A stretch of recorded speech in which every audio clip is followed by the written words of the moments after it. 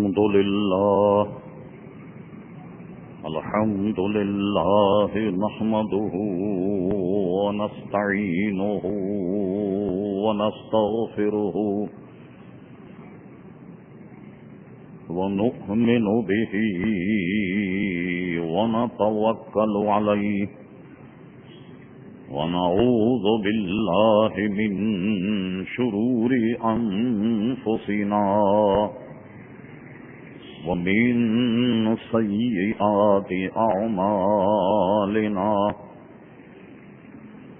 من يهده الله فلا مضل له ومن يضلله فلا هادي له ونشهد أن لا إله إلا الله وحده لا شريك له ونشهد أن سيدنا ومولانا محمدا عبده ورسوله أرسله بالحق بشيرا ونذيرا أما بعد فأعوذ بالله من الشيطان الرجيم بسم الله الرحمن الرحيم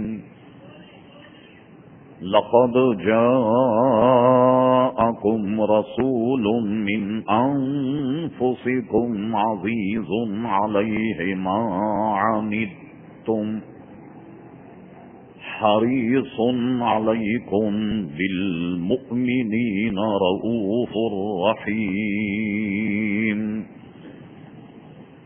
صدق الله مولانا العظيم وصدق رسوله النبي الكريم إن الله وملائكته يصلون على النبي يا أيها الذين آمنوا صلوا عليه وسلموا تسليما اللهم صل على سيدنا ومولانا محمد معدن الجود والكرم وآله وبارك وسلم صلاة وسلاما عليك يا سيدي يا رسول الله. محترم حضرات، حمد و صلاۃ کے بعد اس فقیر حقیر نے آپ حضرات کے سامنے قرآن مجید فرقان حمید کی ایک بہت ہی مشہور اور معروف آیت مقدسہ تلاوت کرنے کا شرف حاصل کیا. قبل اس کے کہ کچھ عرض کیا جائے، اللہ تبارک و تعالی سے دعا ہے کہ وہ اپنے پیارے حبیب لبیب نبی کریم رؤوف الرحیم علیہ افضل الصلاۃ و تسلیم کے صدقے و طفیل مجھے حق کہنے کی توفیق عطا فرمائے. ہم تمام مسلمانوں کو اللہ تبارک و تعالی حق سن کر حق کو قبول کرنے کی اور اس پر عمل کرنے کی توفیق عطا فرمائے. آپ تمام حضرات کے یہ بات علم ہے کہ یہ اسلامی مہینہ جسے ربیع الاول شریف کا نام دیا جاتا ہے اور عموماً اسے میلاد النبی صلی اللہ علیہ وسلم کا مہینہ بھی کہا جاتا ہے، وہ شروع ہو گیا. زمانے جہالت میں حضور علیہ الصلوۃ والسلام کی تشریف آوری سے پہلے محققین کہتے ہیں کہ اس مہینے کا نام اس وقت بھی ربی تھا. ربی بہار کو کہتے ہیں، گویا بہار والا مہینہ. اس کو بہار والا مہینہ اس لیے کہا جاتا ہے کہ اس مہینے میں ہوتی بھی بہار تھی. تو بہار کا مہینہ جس میں بہار ہو اور اس میں اس کائنات کی اول بہار حضور صلی اللہ تعالی علیہ وسلم تشریف لے آئے. آپ کی ولادت باسعادت کے بعد اسے محض ربیع کا مہینہ نہیں بلکہ ربیع الاول شریف سے اس کو موسوم کیا جانے لگا. حضور صلی اللہ تعالی علیہ وسلم کی آمد اور میلاد کا مہینہ اس لیے مشہور ہوا کہ حضور علیہ الصلوۃ والسلام کی ولادت کے بعد اس مہینے میں ساری دنیا کے مسلمان حضور صلی اللہ علیہ وسلم کی آمد کی خوشی مناتے ہیں. اس لیے میلاد النبی سے اسے موسوم کر دیا گیا. جیسا کہ انشاءاللہ صرف لفظ میلاد پر ہم گفتگو کریں گے اس وقت ان دلائل کو سامنے رکھیں گے کہ اسے میلاد النبی کب سے کہا گیا اور کوئی نئی اختراع ہے یا پرانا اس کا نام میلاد النبی ہے. اس پر گفتگو ہم بعد میں کریں گے. اس مہینے میں حضور تشریف لائے تو آپ کی تشریف آوری اور یہ مہینہ اس کی مناسبت سے ہم نے یہ آیت تلاوت کہ جس آیت مقدسہ میں اللہ تبارک و تعالی حضور صلی اللہ علیہ وسلم کی آمد کا تذکرہ کیا اور حضور کی آمد کے تذکرے کے بعد حضور علیہ الصلوۃ والسلام کے چند اوصاف حمیدہ چند اوصاف جمیلہ اللہ تبارک و تعالی نے ارشاد فرمائے اور بیان فرمائے. اس آیت کے ایک ایک حصے پر اگر کلام کیا جائے تو اس کا تقاضا یہ ہے کہ ہر آیت کے حصے پر ایک الگ تقریر عزیزان گرامی ہو سکتی ہے اور ہونی بھی چاہیے کہ یہ حضور علیہ السلام کے اوصاف حمیدہ اوصاف جمیلہ. محض ہم اگر اس کا ترجمہ کریں تو شاید آج کی پوری تقریر اس کے ترجمے اور مختصر سی تفسیر میں اس کا وقت ہو جائے. ہم اس کا ترجمہ کرتے ہیں مرادی معنی اور اس کے بعد کسی ایک لفظ کو ہم لے کر کے انشاءاللہ اس پر کچھ گزارش کریں. ارشاد باری تعالیٰ لقد جاءکم صرف یہی نہیں کہ تمہارے پاس اللہ کی طرف سے آئے. لقد جاءکم رسول بتحقیق تمہارے پاس ضرور بضرور اللہ تبارک و تعالی کی طرف سے ایک رسول تشریف لائے. اس میں تنوین بھی ہے رسول. تو اس کو علماء فرماتے ہیں کہ یہ ترجمہ یہ دے گا کہ تم سب میں نہایت ہی مکرم معظم نہایت ہی عزت دار رسول تمہارے پاس تشریف لائے. لقد جاءکم رسول. پھر فرما من انفسکم یہ تمہیں میں سے آئے. عزیز علیہ ما عنتم یہ ایسا رسول ہم نے بھیجا کہ تمہارا یا جس سے اس رسول کا تعلق یعنی حضور کے غلام حضور کے امتی حضور کے ماننے والے اگر کسی تکلیف میں مبتلا ہو جائیں عزیز علیہ ما عنتم تو تمہارا مشکل میں پڑھنا حضور پر بڑا گراں گزرتا. پھر اس کے بعد فرمایا حریص علیکم بھائی جہاں جگہ ملے بیٹھ جائیے جہاں جگہ ملے بیٹھ جائیے. خدا کے لیے لوگوں کے پندے نہ پلائیں گے. ہر جمعے ہم یہ سما تراشی کرتے لیکن بہرحال اب کیا کیا جائے. درود شریف اللہم صلی علی سیدنا مولانا محمد معود الجود والکرم وآلہ وبارک وسلم صلاۃ وسلام علیک سیدی یا رسول اللہ. کوئی شخص کسی مصیبت پریشانی کا شکار ہو رسول کو اس کی خبر ہو جاتی ہے اور ہمارے آقا پر بڑا بار گزرتا.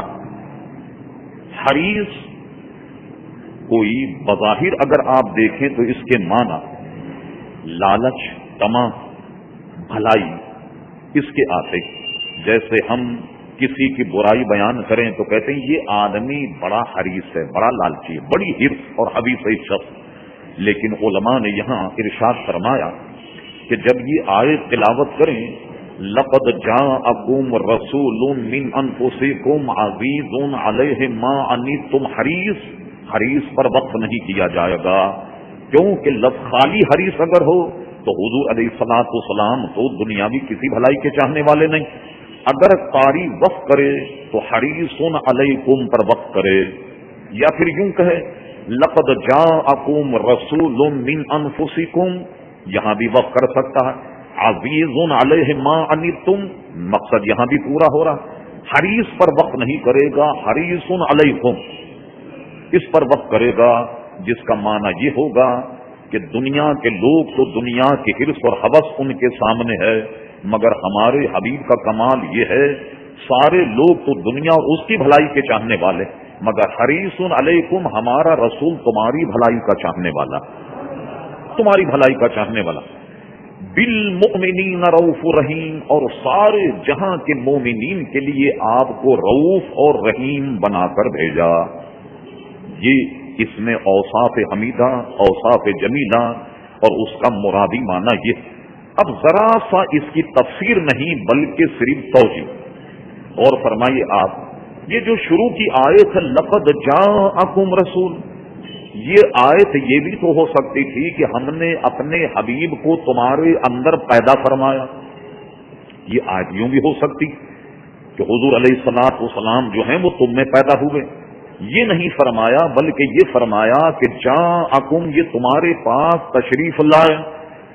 عام اردو میں دیکھیے، دلائل کا وقت نہیں، عام اردو میں دیکھیے فلاں صاحب آپ کے پاس تشریف لا رہے ہیں یا تشریف لائے، اردو میں معلوم ہوا کہ وہ یہاں آنے سے پہلے بھی کہیں رہتے ہوں گے نا، تبھی تو یہاں آئے، تو معلوم ہوا کہ حضور علیہ الصلوۃ والسلام باوجود اس کے کبھی کوئی ابہام پیدا نہ ہو، ہم حضور علیہ السلام کا میلاد مناتے ہیں، پیدائش مناتے ہیں، حضور کے والدین پر ہمارا ایمان ہے کہ حضور علیہ السلام کو اللہ تبارک و تعالیٰ نے اپنے والدین کے سبب سے اس دنیا میں تولد کیا، حضور نے بچپن گزارا، جوانی گزاری، بڑھاپا گزارا اور اس دنیا سے اپنی شان و شوکت سے تشریف لے گئے۔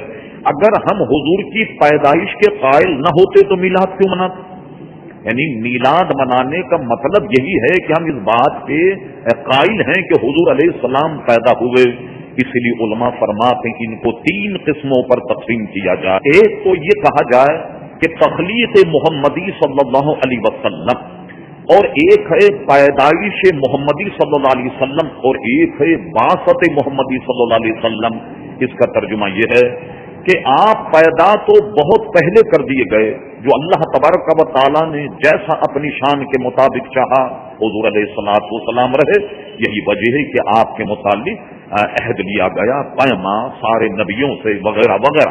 ظاہر ہے حضور علیہ الصلوۃ والسلام، مختصر یہ کہ حضور سے جب پوچھا گیا کہ یا رسول اللہ صلی اللہ علیہ وسلم آپ کب سے نبی، یہ بڑا عجیب و غریب سوال۔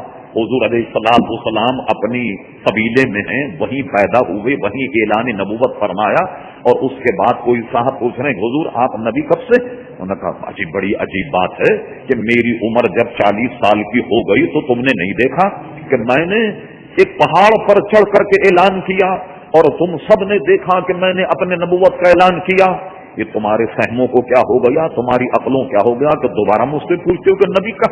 معلوم ہوا کہ صحابہ کرام حضور کی عظمت، حضور کی شان دیکھ کر یہ جانتے تھے کہ حضور علیہ السلام بظاہر تو یہ پیدا اب ہوئے ہیں، لیکن ان کی شان جو ہے وہ اس سے بھی بالا اور اعلیٰ۔ کہا حضور آپ نبی کب سے؟